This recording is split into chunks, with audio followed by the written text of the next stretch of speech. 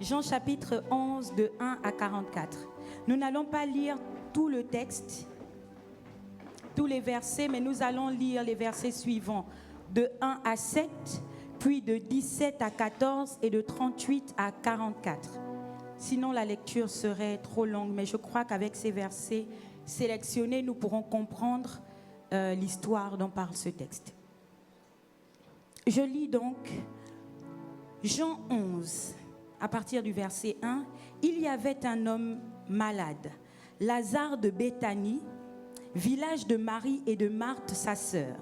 C'était cette Marie qui oignit de parfum le Seigneur et qui lui essuya les pieds avec ses cheveux. Et c'était son frère, Lazare, qui était malade. Les sœurs envoyèrent dire à Jésus, « Seigneur, voici celui que tu aimes est malade. » Après avoir entendu cela, Jésus dit, « Cette maladie n'est point à la mort, mais elle est pour la gloire de Dieu, afin que le Fils de Dieu soit glorifié par elle. » Or, Jésus aimait Marthe et sa sœur et Lazare. Lors donc qu'il eut appris que Lazare était malade, il resta 2 jours encore dans le lieu où il était. Et il dit ensuite aux disciples, « Retournons en Judée. » Nous allons au verset 17. Jésus étant arrivé, trouva que Lazare était déjà depuis 4 jours dans le sépulcre. Et comme Béthanie était près de Jérusalem, à 15 stades environ, beaucoup de Juifs étaient venus vers Marthe et Marie pour les consoler de la mort de leur frère. Lorsque Marthe apprit que Jésus arrivait, elle alla au-devant de lui, tandis que Marie se tenait assise à la maison. Marthe dit à Jésus, « Seigneur, si tu avais été ici, mon frère ne serait pas mort. Mais maintenant même, je sais que tout ce que tu demanderas à Dieu, Dieu te l'accordera. » Jésus lui dit, « Ton frère ressuscitera. » « Je sais, lui répondit Marthe, qu'il ressuscitera à la résurrection au dernier jour. Jésus lui dit, « Je suis la résurrection et la vie. Celui qui croit en moi vivra quand même il sera mort. Et quiconque vit et croit en moi ne mourra jamais. Crois-tu cela ?» Elle lui dit, « Oui, Seigneur, je crois que tu es le Christ, le Fils de Dieu qui devait venir dans le monde. » Ayant ainsi parlé, elle s'en alla. Puis, elle appela secrètement Marie, sa sœur, et lui dit, « Le Maître est ici, il te demande. » Dès que Marie eut entendu, elle se leva promptement et alla vers lui, car Jésus n'était pas encore entré dans le village, mais il était dans le lieu où Marthe l'avait rencontré.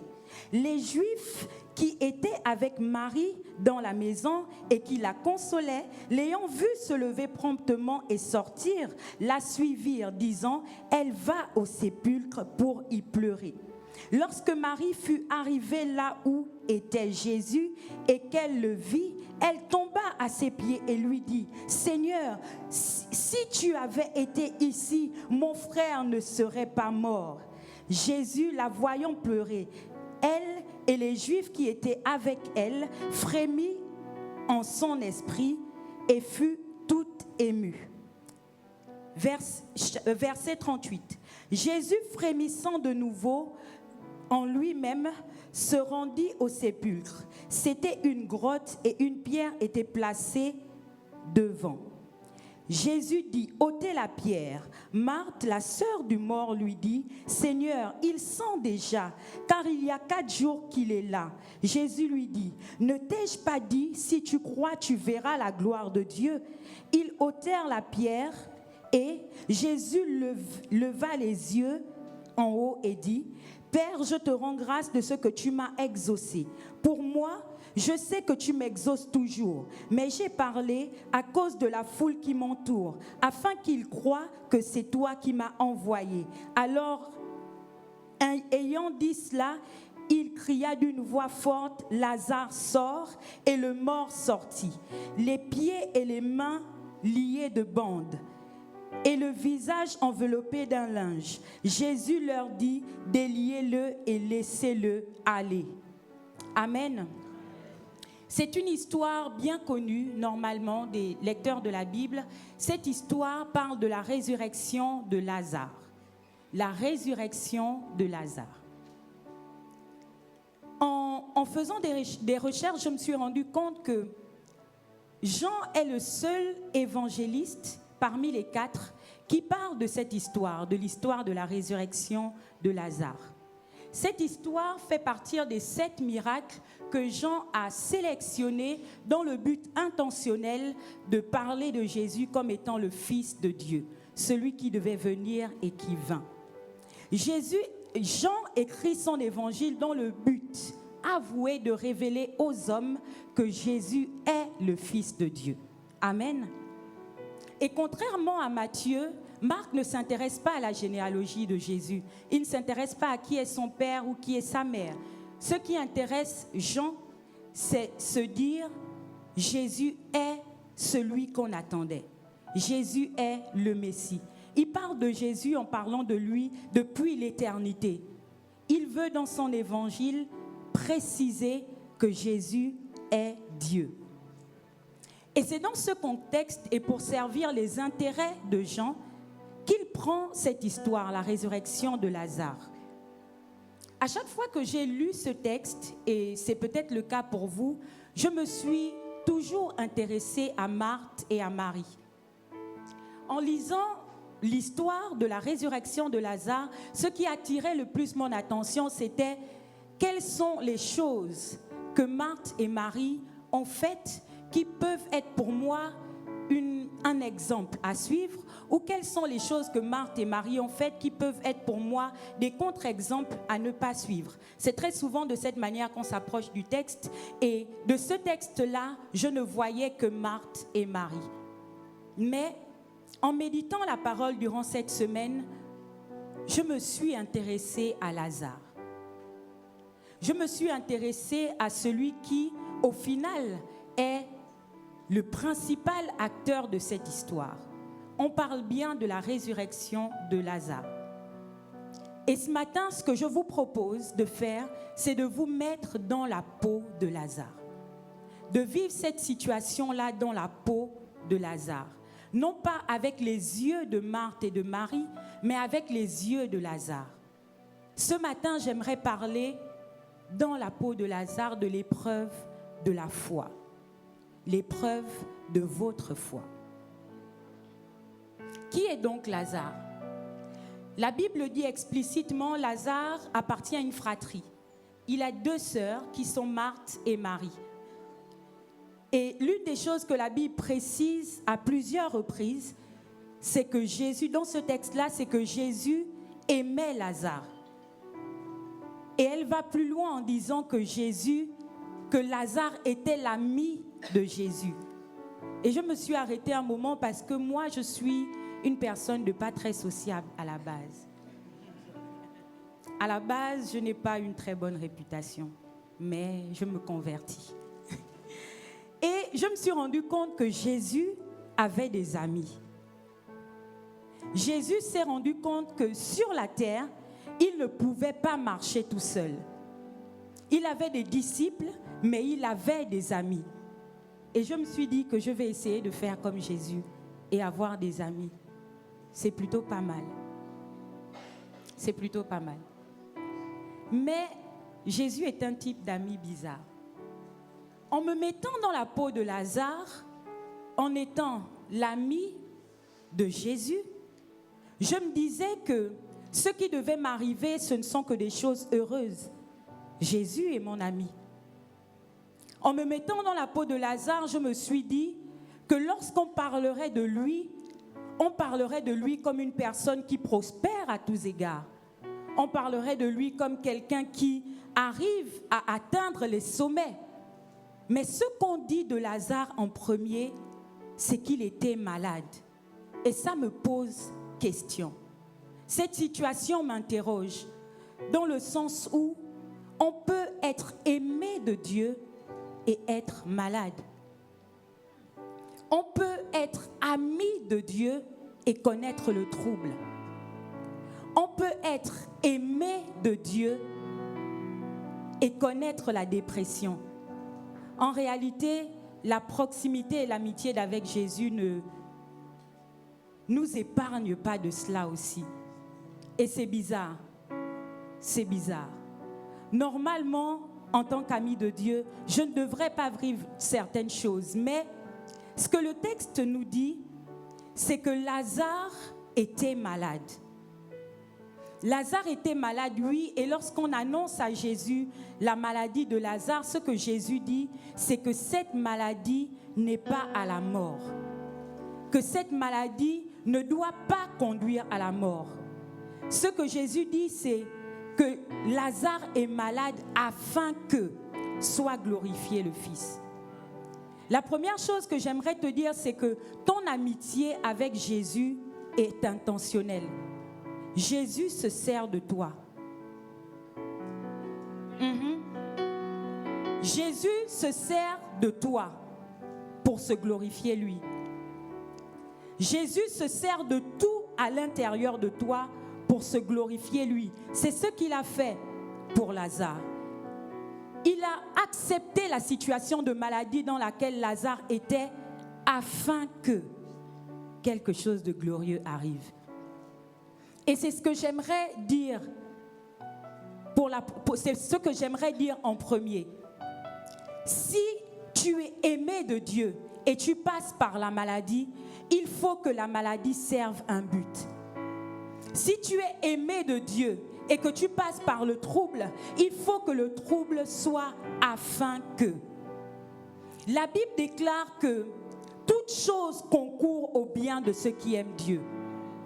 On l'entend souvent je ne sais pas exactement comment le dire, mais on l'a beaucoup entendu, mais il y a l'une des choses que l'évêque avait dit un jour, c'est qu'en réalité, les choses par lesquelles nous passons passent un concours. Jour après jour, les choses par lesquelles nous passons, la maladie, la dépression, le trouble, la tempête, avant d'arriver jusqu'à nous, passent un concours. Le concours de est-ce que tu sers à quelque chose? Amen. Le trouble par lequel tu passes arrive jusqu'à toi afin que.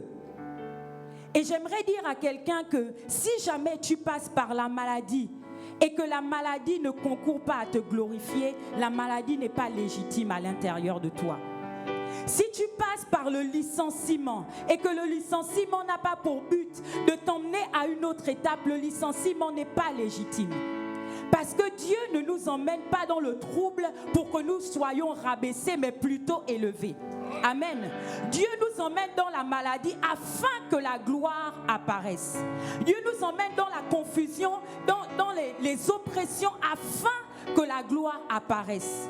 J'aimerais que à chaque fois que tu te trouves devant une situation difficile, avant de commencer à parler, que tu lui poses la question, est-ce que tu me glorifieras? J'aimerais que à chaque fois que tu te trouves devant une situation qui ne te convient pas, que tu fasses passer le test de la glorification à cette chose. Est-ce que tu me glorifieras? Est-ce que tu viens dans ma vie afin que? Et c'est ça que Lazare a vécu. Lazare a vécu, bien qu'en étant à proximité, en intimité avec Jésus, la maladie, mais pour un but. Mais j'aimerais, alors qu'on est en train de parler de cette situation-là, dire que tu peux souffrir un temps, mais tu ne peux pas souffrir tout le temps. C'est un mensonge du diable de nous faire croire que la maladie peut perdurer dans ton corps.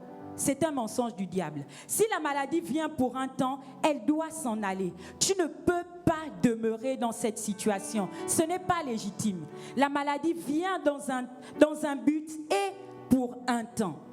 Tu peux souffrir pendant un temps, mais pas tout le temps. Amen. Dans la peau de Lazare. Être dans la peau de Lazare, c'est réaliser que on peut passer par des situations qui, en réalité, ne correspondent pas à ce qu'on voudrait. Mais c'est l'épreuve de la foi. L'épreuve de la foi consiste à regarder les situations par lesquelles on passe par le prisme de la glorification. J'accepte le trouble si le trouble me glorifie. J'accepte le trouble si le trouble produit en moi quelque chose de bénéfique. Amen. Amen. Ok. L'autre chose, toujours dans la peau de Lazare, qui m'a intriguée et qui m'a interpellée, se trouve dans les versets 3 et 4. Et nous allons les lire ensemble, à nouveau. Les sœurs envoyèrent dire à Jésus, « Seigneur, voici celui que tu aimes est malade. » Après avoir entendu cela, Jésus dit, « Cette maladie n'est point à la mort, elle est pour la gloire de Dieu, afin que le Fils de Dieu soit glorifié par elle. » Je ne sais pas si vous vous imaginez cette scène, mais lorsque Marthe et Marie ont vu leur frère malade, elles ont envoyé des gens vers Jésus pour parler à Jésus en lui disant que leur frère était malade, pour lui apporter cette nouvelle-là. Et bizarrement, au verset 4, on me dit, après avoir entendu cela, Jésus dit, cette maladie n'est point à la mort. Je me suis mis dans cette histoire et j'ai imaginé qu'en réalité, les messagers qui étaient venus porter la nouvelle de la maladie de Jésus, en réalité ont été là quand Jésus a dit, cette maladie n'est pas à la mort. Les messagers qui ont porté à Jésus la nouvelle de la dépression dans laquelle Lazare était, de la déperdition dans laquelle Lazare était, ont aussi entendu Jésus dire, cette maladie n'est point à la mort. Cette situation n'est point à la mort. Et je veux suggérer que ces messagers ont porté cette nouvelle à Marthe et à Marie. Lorsque les messagers sont revenus dans la présence de Marthe et Marie, je le suppose, ils ont dit à Marthe et à Marie que Jésus a dit, cette maladie n'est point à la mort. Ils sont entrés dans la présence de ces femmes non plus avec une mauvaise nouvelle, mais une nouvelle d'espoir. Et lorsque Marthe et Marie ont entendu cela, elles l'ont certainement dit à Lazare. J'imagine Marthe et Marie qui sont entrées dans la chambre de leur frère qui était souffrant en lui disant, « Le maître a dit, tu ne mourras pas. Le maître a dit, tout se passera bien. » Et j'imagine que cette parole sortant de la bouche de Jésus a créé la foi à l'intérieur de Marthe, de Marie et de Lazare. La Bible dit qu'il y a eu 4 jours entre le moment où la nouvelle a été annoncée à Jésus et le moment où Jésus est venu pour la mort de Lazare. Mais j'imagine donc que aux premières heures, lorsque ces messagers ont apporté la nouvelle, Lazare a été boosté à l'intérieur de lui. Et il s'est dit, je serai malade, oui, mais pour un temps. Jésus a dit que ça va s'arrêter.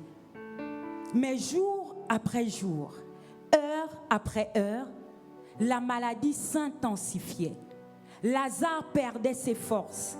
Il se souvenait que Jésus avait dit, cette maladie n'est pas à la mort, mais Lazare dépérissait. Et Lazare est arrivé jusqu'à la mort. Dans la peau de Lazare, nous voyons cette situation de déperdition qui finalement conduit à la mort. Lazare n'a pas seulement été malade, mais il est mort. Et je me suis dit, Seigneur, pourquoi as-tu permis cela? Es-tu un menteur? T'es-tu trompé dans ce que tu as dit à ces messagers comme nouvelle à transmettre? T'es-tu trompé dans ce que tu avais comme but dans la vie de Lazare? Et je crois que Lazare s'est posé la même question. En étant malade, puis mort, Lazare s'est demandé pourquoi. Pourquoi, Seigneur, pourquoi? Et j'aimerais dire ce matin que il y a des situations pour lesquelles Dieu préfère te ressusciter plutôt que te guérir. Il y a des situations pour lesquelles Dieu préfère te sortir du tombeau plutôt que de te sortir d'un hôpital. Comme je disais, ce que Dieu fait est intentionnel. Ce que Dieu accomplit dans nos vies est intentionnel. Et si Dieu permet une situation dans nos vies, c'est toujours pour nous glorifier. Mais Dieu nous glorifie à quel prix? J'aimerais te demander quel est le prix que tu es prêt à payer aujourd'hui pour atteindre l'étape supérieure? Quel est le prix que tu es prêt à payer aujourd'hui pour voir ta vie changer? Dieu vient dans notre maison, il vient dans notre présence, toujours pour nous changer. Mais ce changement peut passer par la résurrection en réalité. Amen. Il y a de la grâce pour la résurrection, je le crois. Amen. Il y a de la grâce pour que les situations difficiles par lesquelles nous passions soient transformées en gloire par Dieu. Amen. Cette maladie n'est point à la mort. Et quand on se retrouve dans la peau de Lazare, en réalité, on se trouve là, dans la situation de quelqu'un qui vit exactement le contraire de ce que Dieu a dit. Lazare vit la mort alors que Dieu lui a dit qu'il ne mourrait pas. Lazare vit la perte de vie alors que Dieu lui avait dit que cette maladie n'est pas à la mort. Et j'aimerais te demander, t'es-tu déjà retrouvé dans une situation où tu vis exactement le contraire de ce que Dieu t'a dit? Est-ce que tu t'es déjà retrouvé face à un prophète qui a prophétisé sur toi une saison de grâce et d'abondance, et les minutes d'après, c'est problème sur problème? Être dans la peau de Lazare, c'est ça aussi. Se rendre compte que Dieu est capable de ne pas répondre à nos questions, de ne pas répondre à nos prières comme on l'entend. Se retrouver dans la peau de Lazare, c'est réaliser que Dieu est capable de se servir de nous pour se glorifier lui. Amen. Être l'ami de Dieu, c'est accepter à un moment donné de s'abandonner pour que sa vie serve les intérêts de Dieu. Être l'ami de Dieu, c'est accepter de se soumettre à ce que chacune des situations de nos vies soit pour la gloire de Dieu. Et c'est ce que Lazare a vécu. Il a vécu la mort alors que Dieu lui avait promis qu'il ne mourrait pas. Comment cela se fait-il? Comment cela se fait-il que je sois capable d'expérimenter autre chose que ce que Dieu m'a dit? Et ce que je veux nous dire, c'est que très souvent, nous n'entendons pas ce que Dieu dit comme il le dit vraiment. Ce que Dieu appelle mort, ce n'est pas forcément ce que toi tu appelles mort. Lorsque Dieu dit que cette maladie ne te tuera pas, tu dois chercher à comprendre qu'est-ce que Dieu dit exactement. Le problème lorsque nous venons dans la présence de Dieu, c'est que nous entendons des choses par-dessus, nous entendons des paroles, mais nous ne les prenons pas assez pour nous asseoir et demander à Dieu comment cela se fera-t-il. Lorsque tu reçois une prophétie qui te dit que tu réussiras dans toutes tes entreprises, est-ce que tu peux t'asseoir un moment avec Dieu et lui demander « Explique-moi comment ça se passera ». Souvent, nous sommes choqués, troublés par les difficultés qui arrivent devant parce que, en réalité, nous avons vu la finalité et pas le chemin par lequel Dieu voulait nous faire passer. Être dans la peau de Lazare, c'est apprendre qu'il y a un chemin vers la glorification. Être dans la peau de Lazare, c'est apprendre que ce que Dieu dit correspond à ce qu'il pense à l'intérieur de lui. Il nous faut, à un un moment donné, nous focaliser sur le réseau de Dieu. Dieu n'est pas un homme. Dieu ne parle pas comme un homme et Dieu n'agit pas comme un homme. Amen. J'ai très souvent entendu les gens parler de situations qui leur arrivent en se disant, est-ce que, en définissant ces choses entre le bien et le mal, est-ce que ce par quoi je passe, c'est bien ou c'est mal? Mais j'aimerais ce matin vous proposer une autre manière de voir les choses. C'est, est-ce que la situation par laquelle je passe est bonne? Ce qui est bon n'est pas forcément bien. Ce qui est bon pour toi n'est pas forcément bien pour toi.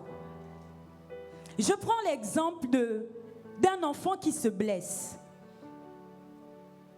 La blessure est ouverte et il y a du sang qui coule. Sa maman, pleine d'amour et de bonté, choisit de prendre un antiseptique pour éviter que cette blessure ne soit ouverte et ne soit au contact des microbes. Et cette situation-là fait du mal à l'enfant. Cette situation-là fait couler des larmes dans les yeux de cet enfant.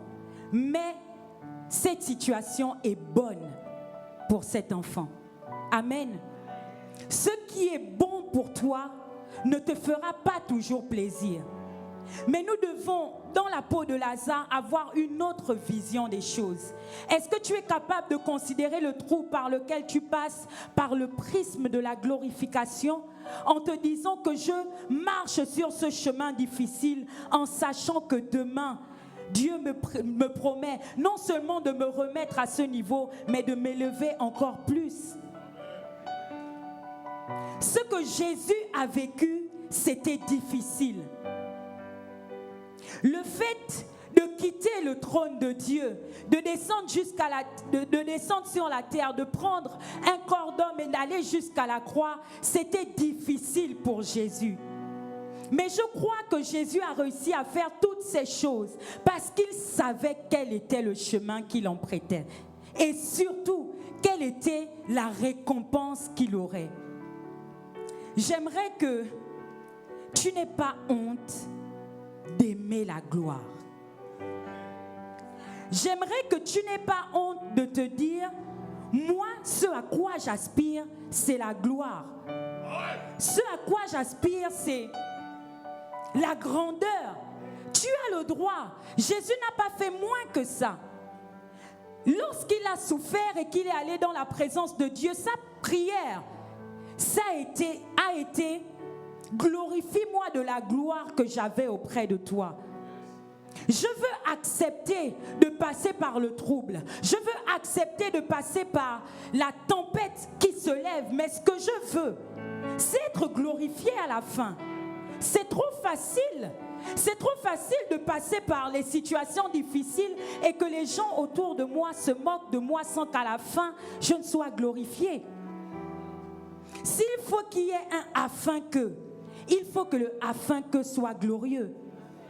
Il faut que le afin que soit glorieux. Et c'est ça que Lazare a vécu. Lorsque Lazare était dans la maladie, il n'y avait personne dans la maison de Lazare. Il n'y avait que Marthe et Marie. Lorsque Lazare perdait la vie, il n'y avait dans sa maison que Marthe et Marie. Mais lorsque Lazare a connu la mort, la Bible dit que les Juifs sont venus nombreux pour assister à cette situation-là. Imaginez-vous que Lazare avait été tout simplement guéri. Ça n'aurait pas été aussi glorieux. Imaginez-vous que Jésus ait prié pour Lazare devant Marthe et Marie, juste, et que Lazare soit guéri. Ça n'aurait pas été aussi glorieux. Mais la résurrection de Lazare se passe dans une situation où il y a des milliers de personnes qui sont capables de contempler non seulement le fait que Lazare sorte des morts, mais surtout que Jésus est le Fils de Dieu. C'est le but après lequel Jean court lorsqu'il écrit son évangile, inspiré par le Saint-Esprit. C'est dire que Jésus est celui qui est capable de faire ce que les hommes ne peuvent pas faire. Jésus est capable de faire ce que les hommes ne peuvent pas faire. Lorsqu'on lit le texte, on se rend compte que lorsque les Juifs pleurent Lazare, voient Jésus arriver et pleurent Lazare, ils disent, regardez comment il aimait, en parlant de Jésus, et ils se disent à eux, entre eux, est-ce que Jésus ne pouvait pas le guérir? Je me rends compte que ces Juifs étaient au courant que Jésus avait la capacité de guérir. Ces Juifs étaient au courant que Jésus pouvait guérir les malades. Mais Jésus voulait que ces Juifs soient au courant qu'il a le pouvoir sur la mort. Et c'est ce que j'aimerais te dire. Dieu permet que tu passes par cette situation pour que les gens autour de toi voient qu'il n'y a que Dieu qui est capable de faire ça. Si cette situation perdure, il faut que tu montes en prière pour que Dieu se révèle comme étant le seul capable de faire ces choses. Dans la peau de Lazare, on apprend qu'on peut passer par les situations qu'on ne comprend pas, mais que Jésus a le dernier mot. Jésus a le dernier mot. Et il y a une chose qui m'a intriguée à nouveau dans le texte. C'est l'attitude de Marthe. Lorsque Jésus vient vers Marthe et veut finalement prier pour Lazare afin que Lazare ressuscite, Marthe dit à Jésus, « Maître, il sent déjà. » En gros, laisse tomber quoi. Mais Marthe, en fait, Marthe est bizarre. Peut-être je vais lui dire ça quand on va se voir. Marthe, lorsqu'elle vient dans la présence de Jésus en premier, ce qu'elle lui dit, c'est « Si tu avais été là, mon frère ne serait pas mort. » Jésus lui explique qu'il a le pouvoir sur la mort et qu'il est capable de ressusciter son frère. Et devant le tombeau, Marthe dit à nouveau « Il sent déjà. » Bien-aimé, fais attention aux intercesseurs à qui tu donnes tes sujets. Je répète. Bien-aimé, fais attention au type d'intercesseur que tu sélectionnes pour tes sujets. Parce que Marthe était en pleine intercession, elle était dans la présence de Dieu. Mais ce qu'elle a trouvé à dire à Jésus, c'est « Il sent déjà. Ça fait 4 jours qu'il est mort. Ça ne sert plus à rien, laisse tomber. » Et en plus, elle lui fait des reproches en lui disant « Tu aurais dû être là. » Mais Marthe, ce qu'on veut comme type d'intercesseur dans la maison, ce sont les intercesseurs qui sont capables d'aller dans la présence de Dieu avec la foi. La foi que Dieu est capable de changer les situations par lesquelles on passe. Ce n'est pas les intercesseurs qui vont expliquer à Dieu combien le problème est grand. Amen. Ce qu'on veut comme type d'intercesseur, ce sont des gens qui vont fléchir le genou jusqu'à ce que le ciel s'ouvre. On veut le type d'intercesseur qui parle le fémur et puis le fémur comprend qu'en fait il doit croître. On veut le type d'intercesseur qui voit une grossesse bizarre et qui ne dit pas cette grossesse est bizarre et te dit toujours tout va bien. Enfin, c'est-à-dire que fais attention. C'est pas à tout le monde que tu dois donner tes sujets de prière. Parce qu'il y a les disciples de Job, les jobistes. Leur meilleur verset, en tout cas, je ne sais pas si c'est un verset, mais ce qu'ils disent, c'est toujours « Seigneur, tu as donné, Seigneur, tu as repris, que ton nom soit béni. » Où c'est? Les jobistes disent « L'Éternel a donné, l'Éternel a repris. » Mais c'est une aberration. C'est une aberration en fait. L'Éternel ne peut pas reprendre ce qu'il a donné, c'est impossible.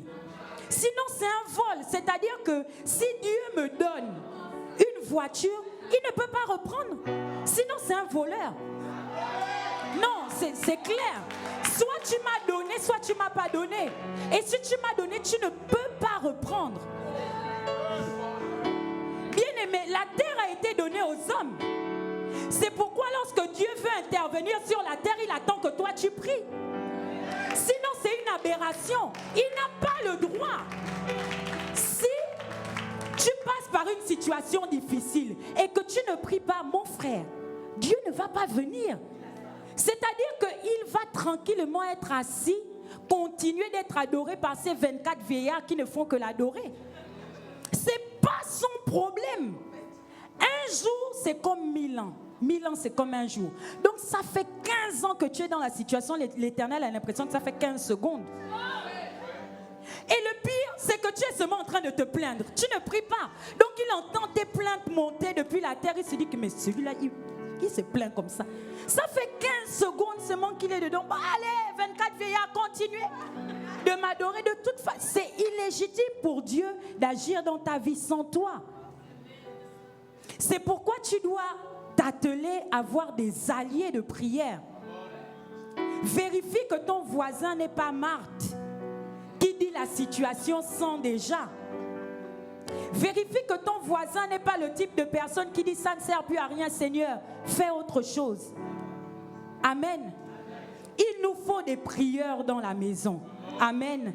Mais des prieurs qui prient bien. Des prieurs qui, face au tombeau, disent à Jésus, vas-y, c'est ton moment. En fait,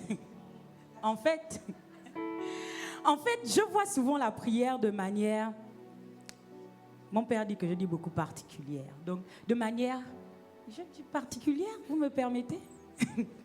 Je vois la prière de manière particulière. En fait, lorsqu'on prie et qu'on met un sujet devant la face de Dieu, j'ai l'impression que ce que Dieu veut, c'est qu'on harangue les foules, en fait. Qu'on lui dise, waouh, waouh, waouh. Je pensais que cette situation était trop difficile, mais pour toi, non, non, non, non. Ça, en fait, c'est rien. Ça, tu peux terminer. En 2 temps, 3 mouvements, tu règles ce problème correctement. En fait, Dieu a besoin de ça. Que lorsque tu vas dans sa présence, tu aies suffisamment de foi pour qu'il agisse vite. Dieu aime la gloire. Dieu aime la gloire. Amen. Et il est question de gloire dans cette histoire. Lazare a connu la mort, puis la résurrection. C'était la gloire. Ensuite, je me suis demandé, qu'est-ce qui a fait que Lazare sorte du tombeau? Parce que c'est bien beau d'être malade et que cette maladie ne conduit pas à la mort, finalement qu'elle me tue. C'est bien beau de passer par les situations de trouble et te dire que Dieu a in fine quelque chose de glorieux à te faire vivre. Mais quelle est la clé? Quelle est la clé, l'astuce qui te fera sortir du tombeau? Quelle est la clé, l'astuce qui fera que cette situation va se décanter? Et cette clé, c'est Lazare qui nous la donne. Comme je vous disais, je suppose que les messagers sont entrés dans la présence de Marthe, de Marie, et in fine de Lazare, en lui disant, cette maladie n'est pas à la mort. Et je crois que Lazare, lorsqu'il voyait son corps perdre des forces, se disait en lui-même, cette maladie n'est pas à la mort. Le maître a dit, je vais m'en sortir. Le maître a dit, je vais y arriver. Je crois que Lazare est mort avec la foi. Je crois que Lazare est mort avec une parole qui a créé en lui la foi. Et la foi ne meurt pas. La foi ne faillit pas. La foi n'échoue jamais. Je crois que Lazare est mort avec la foi en Jésus et que c'est la foi à l'intérieur de Lazare qui l'a fait sortir du tombeau. La Bible dit que la foi vient de ce qu'on entend. La Bible dit en quelque sorte que la foi vient par ce qu'on entend. Et j'aimerais dire que la foi est attirée par ce qu'on entend. Ta foi grandit par ce que tu entends au quotidien. Ta foi grandit lorsque tu te ressasses ce que Dieu t'a dit. Ta foi grandit par ce que tu entends. Et d'après moi, c'est la foi à l'intérieur de Lazare qui a reconnu la parole de Jésus et qui a attiré le corps de Lazare à l'extérieur de la tombe. La foi, il ne peut pas y avoir de foi sans mouvement. Il ne peut pas y avoir de foi sans souffle. Et je crois qu'en réalité, Lazare n'était pas mort. Lazare était en pause pour la prochaine parole. Lazare n'était pas mort. Lazare était sans vie, oui. Mais comment on dit? Selon ce que Dieu pense, en réalité, ce que Lazare vivait, ce n'était pas la mort. Ce n'était pas la mort. Parce que Lazare avait la foi. Et la foi ne meurt pas. La foi ne meurt pas, bien-aimé. La question, ce n'est pas est-ce que c'est trop difficile pour toi. La question, c'est est-ce que tu as la foi. La question, ce n'est pas est-ce que les portes sont fermées devant toi. La question, c'est est-ce que tu as la foi. On ne parle ni d'une grande foi ni d'une petite foi, mais la qualité de foi qui est capable de te faire penser que dans le tombeau, Dieu peut dire encore une parole qui m'en fera sortir. C'est ça qui se passe. Avoir la foi, ce n'est pas forcément s'agiter, mais être en mouvement à la recherche de la parole de Dieu. C'est ça la foi. Être en mouvement à la recherche de la parole de Dieu. Parce que je ne veux pas que ma foi baisse. Je veux juste qu'elle augmente de plus en plus. Qu'elle devienne de plus en plus grande. La question est, quelle est la qualité de ta foi?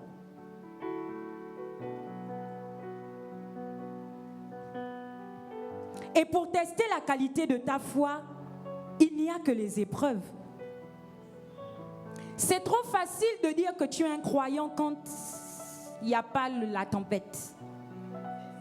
C'est trop facile de dire que tu crois quand tout va bien autour de toi. Je te le souhaite, que tout aille bien autour de toi, mais c'est trop facile. Tu sais réellement si tu crois en Dieu quand tu es devant les situations où il n'y a que Dieu qui peut agir et que c'est vers lui que tu te tournes. C'est une question de foi. L'épreuve que nous passons jour après jour, c'est l'épreuve de notre identité de croyant. Un croyant, c'est quelqu'un qui croit jour après jour. Quelle que soit la situation par laquelle il passe, le croyant croit. Amen. Le croyant croit que Dieu est capable de faire ce qu'il a dit. Le croyant croit non pas uniquement que Dieu est capable de le faire, mais surtout que Dieu est souverain dans tout ce qu'il fait. Dieu est souverain dans tout ce qu'il fait. J'ai toujours été impressionnée par Daniel. Daniel, qui a été capable de dire au roi que l'Éternel est capable de le délivrer, de les délivrer, lui et ses frères, de la main du roi, et que même si Dieu ne le faisait pas, il resterait attaché à Dieu. C'est trop fort. C'est trop fort parce qu'en réalité, nous croyons en Dieu quand il fait des choses. Disons-nous la vérité, bien-aimés. On croit en Dieu quand Dieu exauce nos prières. Mais que se passe-t-il lorsque Dieu ne répond pas exactement comme tu voulais? Est-ce que tu crois encore? Est-ce que tu crois encore? Que se passe-t-il lorsque Dieu ne fait pas texto ce que tu lui as demandé? Est-ce que tu crois encore? J'ai vécu un témoignage il y a pas très longtemps. Nous voulions une nouvelle voiture.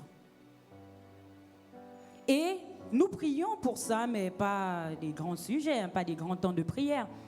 Mais nous émettions le désir à Dieu, le souhait à Dieu, en lui disant qu'on voulait bien une nouvelle voiture, que ce serait beaucoup plus pratique avec l'arrivée de la nouvelle princesse. Et à un moment donné, Dieu m'a dit de le dire en fait. Je ne ressentais plus le besoin uniquement de prier à l'intérieur de moi, mais ce que je faisais, c'est, à chaque fois que j'y pensais, je disais, je veux une nouvelle voiture. À chaque fois que j'y pensais, je disais, je veux une nouvelle voiture. Et il s'est passé une chose étrange. Nous avons prêté notre voiture à notre petit frère, notre voiture actuelle, celle que nous avions à ce moment-là, à notre petit frère, et il a fait un accident. La voiture devait être expertisée et ce que les experts nous disent, on nous a fait traîner quelques jours, et ce que les experts nous ont dit, c'est que la voiture était irréparable. Et me voici en train de pleurer sur ma Renault Mégane irréparable. C'était étrange. En fait, je voulais une nouvelle voiture, mais voir voir le chemin que Dieu a emprunté pour me faire arriver jusqu'à la nouvelle voiture ne me correspondait pas en fait. Ça ne me correspondait pas. En fait, ça ne me correspondait pas de plus avoir de voiture. Parce que j'en avais besoin de ma petite Renault Mégane verte. J'en avais besoin pour faire les courses. J'en avais besoin pour déposer ma fille à l'école. En fait, j'avais besoin de la nouvelle voiture. Mais je voulais que les deux soient au même moment. Qu'il y ait une passation de relais quand même assez soft. Pas que du jour au lendemain, je sois sans voiture. Et à un moment donné, je me suis assise devant Dieu et je lui ai dit, mais Seigneur, mais ne fais pas ça. Comment on va? Mais pour moi, la voiture, c'était la vie. Je ne savais pas que j'étais à ce point, et pourtant je suis plutôt écolo, mais je ne savais pas que j'étais à ce point attachée à ma voiture parce que je n'imaginais même plus sortir de la maison parce que pour moi, tout se faisait en voiture.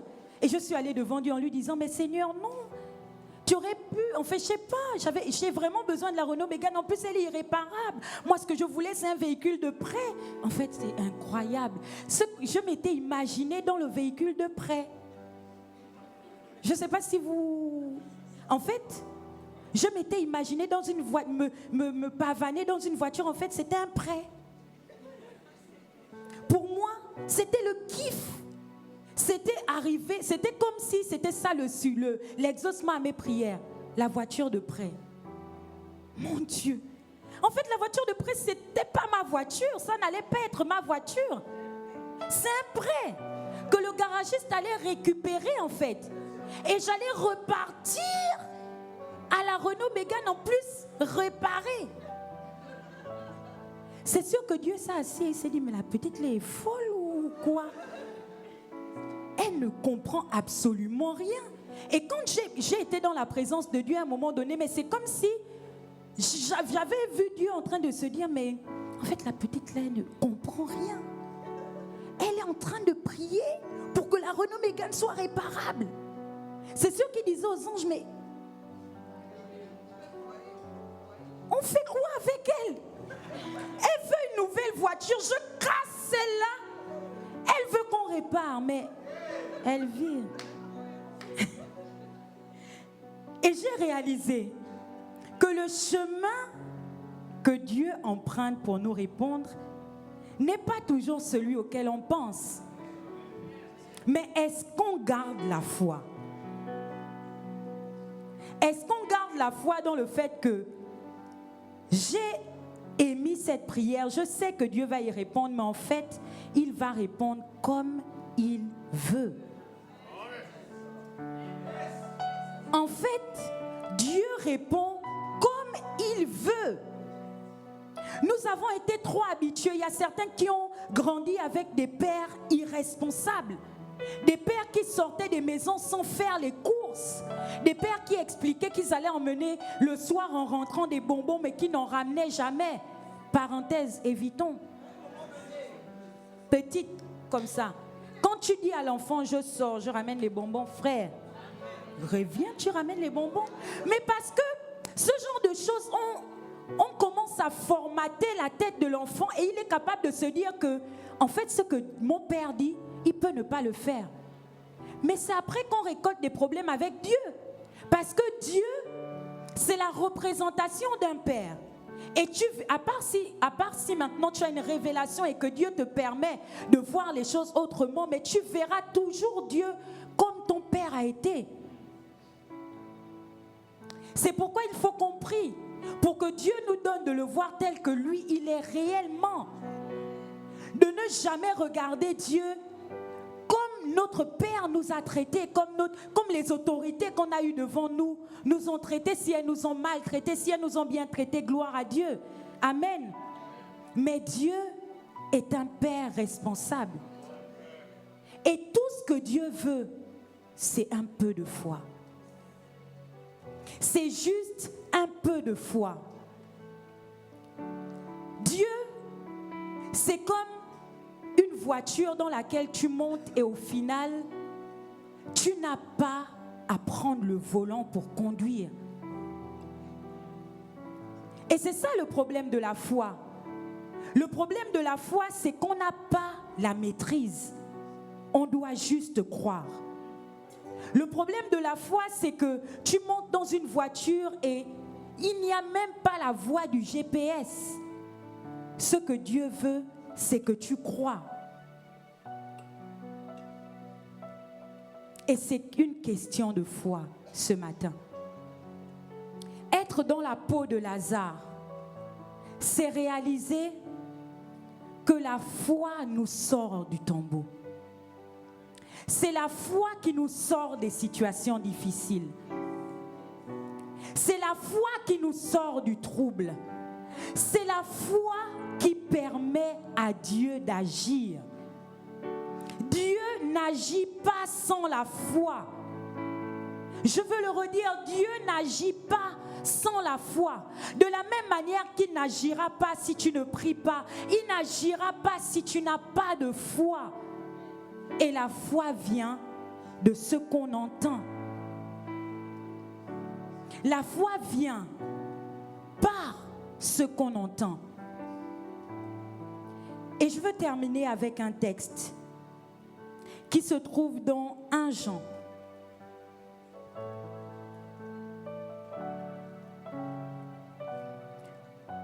Au verset 5.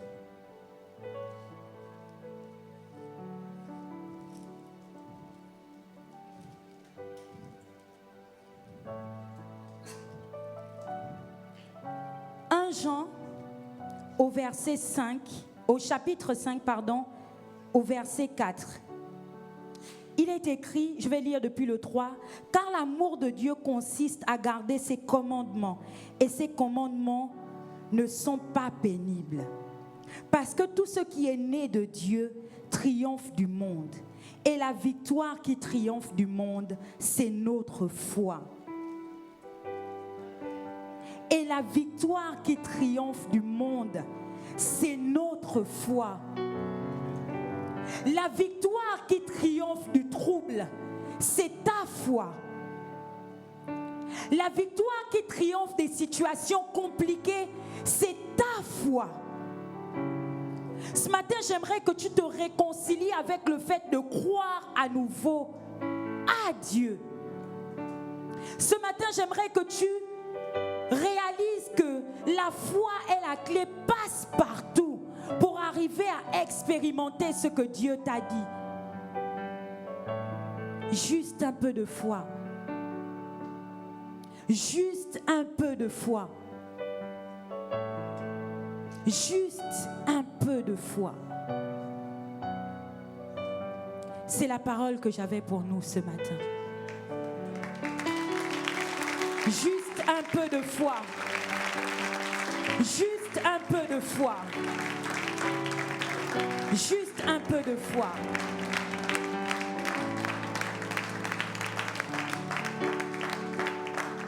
Je croirai en toi, quelles que soient les circonstances.